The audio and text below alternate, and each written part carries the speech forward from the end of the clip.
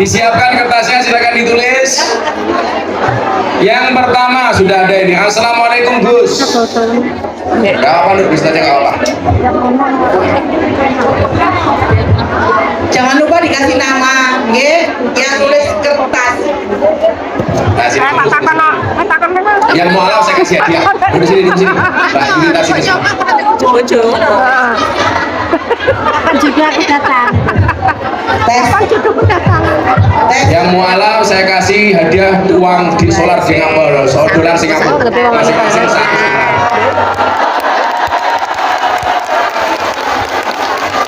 Beli mukena ya. Beli mukena sama sebelah. Jangan sehat. Kamu juga ingin sebagai mas kawin. Mas kawin jebol boyo inyong ya. Silakan disiapkan kertasnya. Saya mau tanya, saya punya dua ibu, yang satu ibu kandung, yang dua ibu angkat, yang membesarkan saya. Menurut Gus, jika harus memilih salah satunya, saya harus memilih yang mana? Coba yang jawab nggak usah saya, kamu saja. Memilih ibu kandung apa ibu angkat? Tetap ibu kandung yang diprioritaskan tanpa harus mengecewakan ibu angkat. Kenapa demikian Gus? Iya, Imam Ali bin Abi Thalib berkata, jika seorang anak berbuat baik 24 jam seumur hidupnya, itu tidak mampu membayar jasa seorang ibu ketika melahirkannya. Seumur hidup loh, tidak akan bisa. Maka ketika kamu melahirkan ibu, mohon maaf, ini hebatnya wanita yang tidak dimiliki kelebihannya oleh pria. Begitu perempuan melahirkan, itu pilihannya dua. Kalau yang mati anaknya, anaknya memberikan syafaat pertolongan kepada ibunya. Kalau yang mati ibunya, masuk surga tanpa hisab. Amin. Coba hebatnya perempuan. Maka apa? Laki-laki tidak boleh semena-mena dengan perempuan, karena jasa ibu begitu luar biasa. Saya membayangkan begini, saya kebelet ngising ngempet setengah jam, waktu lorone raumo. Oh, pemenang meh lagi kadang-kadang 2 hari 2 malam nggak keluar-keluar, betul? Nanti suwek sini deh. Buka piro loro, buka piro telu, nutup meneh. Akhirnya buka loro, buka telu, nganti buka 15, 10. 15 ombo banget. Karena kayak Allah. Begitu bayinya keluar, ternyata itu bukan akhir dari penderitaan seorang ibu. Begitu bayi keluar, dokternya datang, Bu, dondomi dulu. Mosok itu dipasang resleting ini kepiye? Mosok resleting dulu.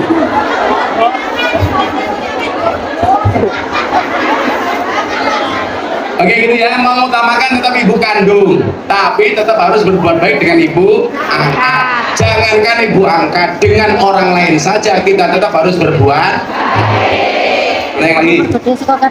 Ada kertas Gus, 2 orang bertanya. Yaudah, 2 orang bertanya sini. Ayo siapa yang bertanya?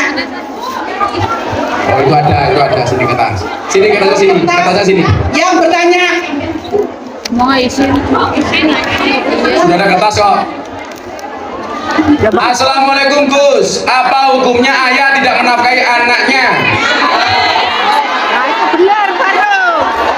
Dari anak yang tidak dinafkahi ayahnya.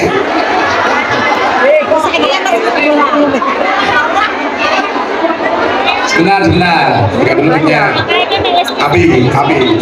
Apa hukumnya ayah tidak menafkahi anaknya? Dari saya, anak yang tidak dinafkahi ayahnya.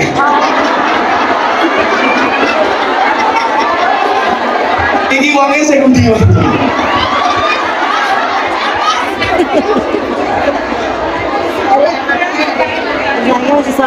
Kalau ada ayah tidak menafkahi anaknya, itu yang dosa ayahnya. Kamu tetap harus berbuat baik dengan ayahmu. Ya, kamu nggak ada alasan untuk dendam dengan ayahmu. Kalau toh dia tidak bertanggung jawab dengan dirimu, itu dosanya ayah. Tapi kalau kamu ikut-ikutan tidak berbakti kepada ayahmu gara-gara ayahmu tidak menafkahi, kamu juga ikut-ikutan dosa. Makanya nyuwun sewu, kalau dia berbuat jahat tetap kamu berbuat baik. Dia jahat, yang nanggung dosanya dia. Kalau kamu ikut-ikutan jahat, berarti kamu gak ada bedanya dengan ayahmu. Muka-muka ayahmu nonton nih. Rungokno ya.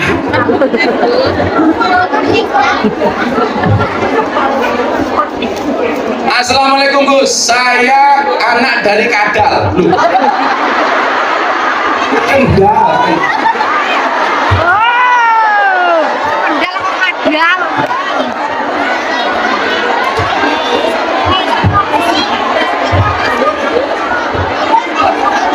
Orang kewocok. Saya anak dari Kendal, mau tanya, apakah boleh dalam 1 tahun di satu rumah melaksanakan pernikahan? Ini maksudnya gini. 2 kali Apakah 1 tahun. boleh dalam 1 1 tahun tahun 2 kali di satu rumah melaksanakan pernikahan? Misalnya saya bulan 12, adik saya bulan 6. Oh bendino ya ento.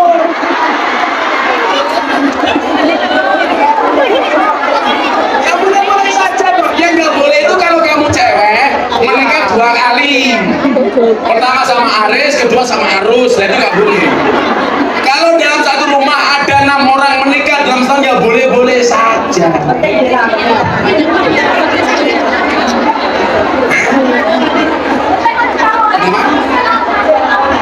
Kalau orang Jawa, gini, dalam ilmu Jawa itu ada ilmu weton, ada hitungan.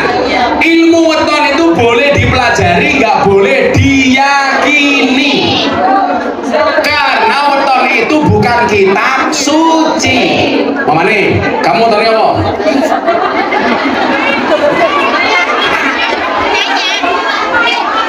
Ayo tahu, kamu tanya apa ibu ini?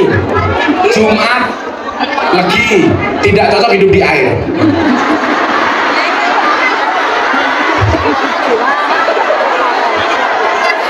Ayo mendelep ayo ada.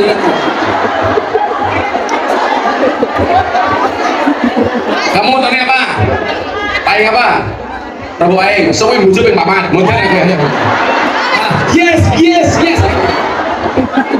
Ilmu weton boleh dipelajari, nggak boleh diyakini. Saya pernah menikahkan santri saya gara-gara ibunya tidak berani menikahkan, karena menurut dukunnya kalau ini dinikahkan ibunya mati duluan. Gara-gara apa? Yang laki-laki wetonnya wage, yang perempuan paing. Katanya geye. Kalau menikah ibunya mati duluan. Saya bilang kalau wage sama paing ya geye. Kalau wage sama wage ya gege. Kalau wage sama kliwon ya kliwon. Lawak kan lagi geli. Kayak mau diyakini. Kayak saya ini umpamanya, weton saya minggu paing. Saya jadi titenan, pengajian rutin di pondok setiap malam minggu paing. Itu saja, nggak lebih. Nggak usah terlalu diyakini, cukup dimengerti. Tapi memang bagus kalau Anda punya anak lahir minggu paing, setiap minggu kamu puasani untuk anakmu. Itu bagus, puasa tirakat orang tua untuk anak. Di ilmu titen orang bibir nggak untuk kok. Loh, pertama mbak nomor 1, minggu 2 mbak nomor 3 itu toh.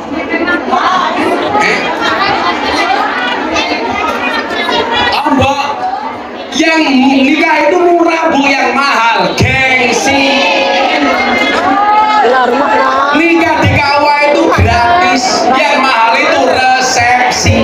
Makanya janda di sini kalau ada cowok suka sama kamu, katakan sama cowokmu, Mas, kalau kamu cinta sama aku janda, ingat pilih satu di antara 2, halalkan atau tinggalkan. Ngaku nih muslimah, senengannya melumah kalau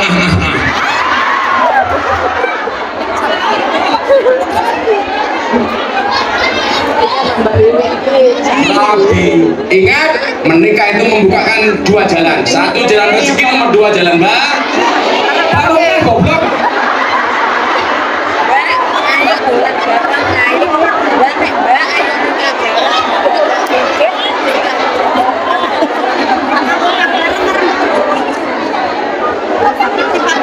Nama Eni Kurniawati.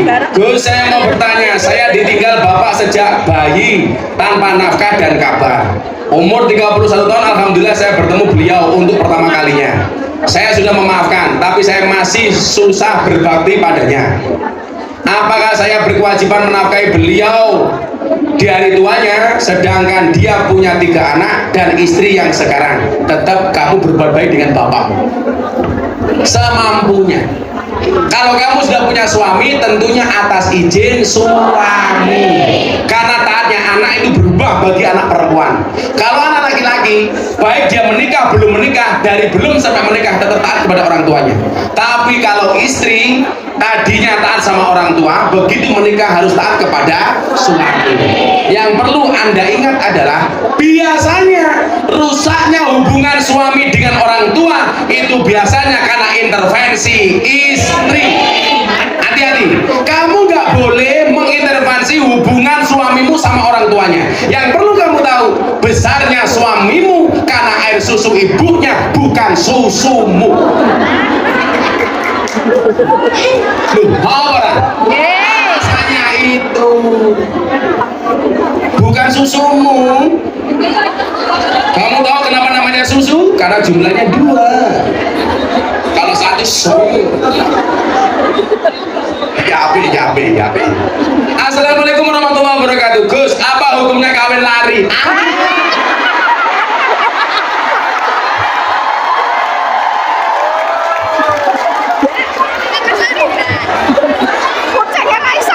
Ini 2 rambai dan akan-akan.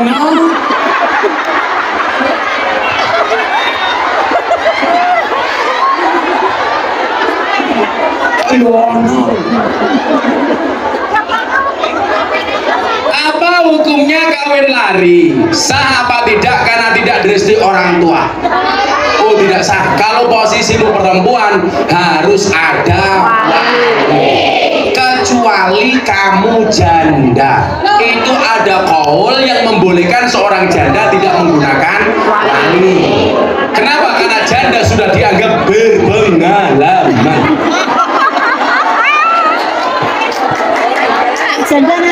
Syarat nikah itu kan harus ada wali, ada saksi, ada mas kawin, ada laki-laki atau perempuan. Kalau kamu kawin lari, yang menjadi wali sopo. Lagian kawin lari buka kadok. Sampai celok Jawa ngono ya.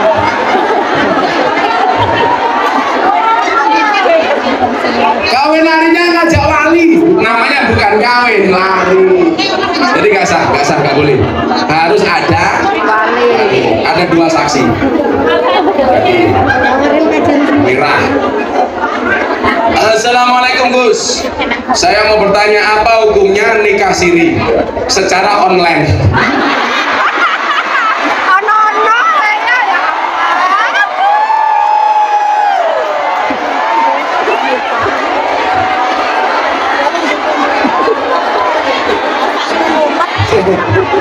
Wala aplikasi ini online, yo kelonmu.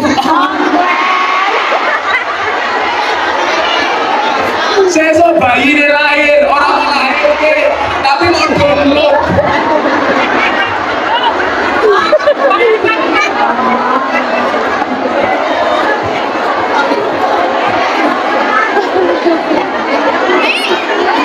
Apa sih nangkep?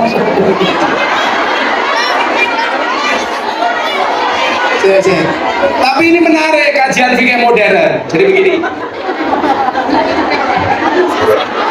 Nah, Hongkong Indonesia sampai sekarang belum menikah resmi, tapi sudah satu rumah selama 1 tahun. Jadi begini, kalau jadinya Hongkong Indonesia kok satu rumah itu? Oh, ini pas pulang. Jadi begini. Oh, nikahnya ulang. Kalau ceweknya di Hongkong, cowoknya di Indonesia, boleh nggak menikah secara online? Bahkan kalau mbaknya nggak ada saja, yang menikahkan bapaknya itu sah. Makanya tradisinya ada satu daerah yang ketika menikah anaknya tidak dihadirkan, cukup wali. Berarti kalau ada walinya, ada saksinya, tetap sah. selama yang bersangkutan benar-benar orangnya. Jangan sampai nikahnya dengan A ternyata yang membaca ijab B, itu nggak boleh. Selama orangnya itu benar boleh. Nah, nggak masalah. Nikah online, kalau nih online, anaknya di download. Utawa lah nikah online, kalau nih di Bluetooth.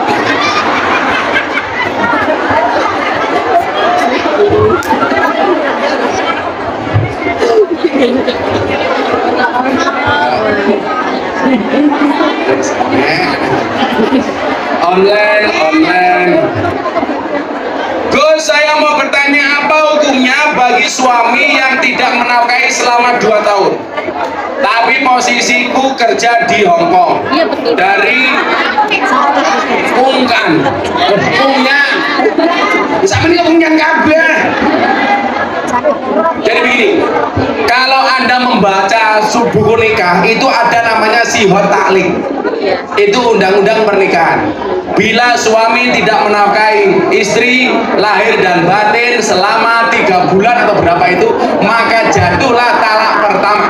Ada tak itu? Kecuali 2 tahun tidak nafkahi karena alasan syar'i. Umpamane bojomu ning omah stroke. Umpamane. Kamu tahu stroke itu penyakit apa? Stroke itu penyakit yang diakibatkan gara-gara adanya ketidakseimbangan antara stroke gaji dan stroke belanja.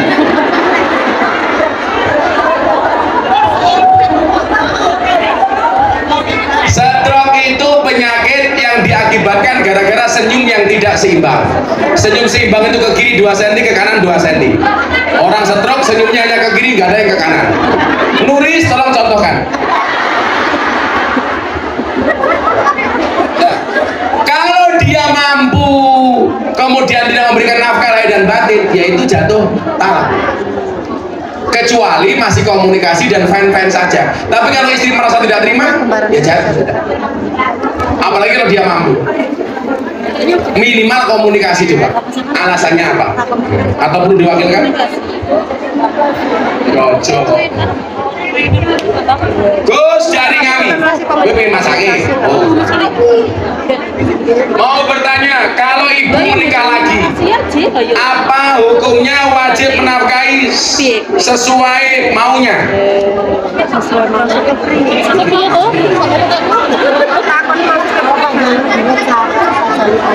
Kalau ibu menikah lagi, apa hukumnya wajib menafkahi sesuai maunya? Jadi begini, kewajiban nafkah itu dari suami, dari anak itu berbakti semampunya. Berbakti semampunya, terutama kalau berkaitan dengan kebutuhan pokok. Kok ibumu kekurangan, nggak bisa makan, minum dan lain sebagainya, nyandang, tolong itu dipenuhi. Tapi kalau dek, tuh kok aku apartemen, jumbahmu bu, kuat aku, sesuai dengan kemampuannya, tidak melebihi batas kemampuannya. Bahkan Allah pun tidak memberikan ujian melebihi batas kemampuan manusia. La yukallifullahu nafsan illa wus'aha, apalagi dengan manusia. Jadi semampunya saja. Terus saya bekerja 9 tahun, hampir semua buat mereka. Kamu bukan manusia, malaikat. Tetapi tidak pernah cukup dan sudah 3 bulan saya tidak tegur sapa, saya blokir nomornya karena masalah uang. Hukumnya gimana Gus? Kamu blokir, mutus silaturahmi itu dosa. La yadkhuluna jannata qati'un. Kan tidak ngasih bukan berarti harus diblokir. Ya cukup diwaca saja toh, supaya nggak ketahuan dibaca, hilangkan centang birunya.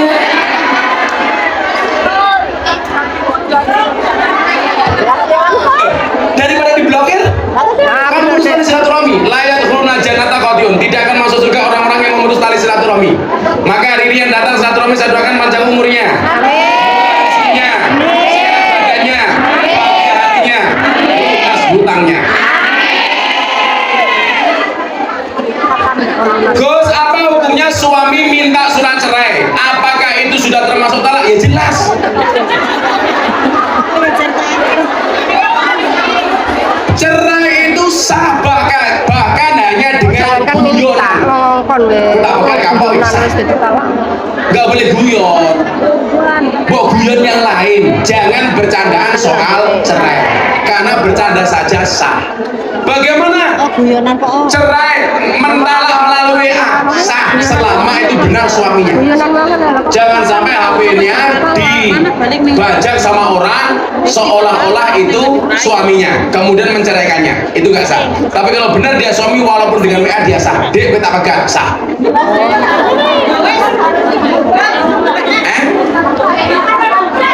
Apakah kalau kembali harus bangun nikah? Kan orang menikah itu ada masa iddah. Sebelum masa iddah berakhir sudah boleh kembali. Tapi kalau mau mantep, tak jadi itu nikah, memperbarui nikah juga boleh. Tapi saran saya jangan gampang mengucapkan cerai. Mendingan mengucapkan menikah lagi. Kalau yang perempuan nggak ada poliandri, adanya poli pantai. Saya dari Probolinggo mau tanya terkait memelihara asu. Wah, memelihara anjing. Apa hukumnya seorang muslim membersihkan memelihara anjing? Saya mau kasih cerita ya dok ya. Jadi begini, ada kiai, ada anjing terluka di tengah jalan. Sama kiai diselamatkan, dibopong, dibawa pulang, diobati, disembuhkan. Jamaahnya protes, kiai ini koyo asu najis kok malah dibotong-botong. Itu kan najis, haram. Jawaban kiainya apa? Bahwa anjing itu najis, iya. Tapi ingat, anjing itu juga makhluknya Allah. Butuh mendapatkan kebaikan dari kita. Soal saya kena najis, iya. Tapi ada mekanisme fikih untuk membersihkan najis. Tapi kewajiban saya sebagai orang harus menolong sesama makhluknya Allah. Soal najis bisa dimandikan. Lah bagaimana hukumnya memelihara anjing? Yang jelas itu bukan anjingmu, tapi anjing majikanmu. Salah satu pekerjaanmu harus memelihara anjingnya. Nah, tadi saya bilang di sesi pertama, saya bilang toh, apa bedanya anjing di Hongkong sama anjing di Indonesia? Nah, di Hongkong anjing seperti teman, di Indonesia teman seperti anjing.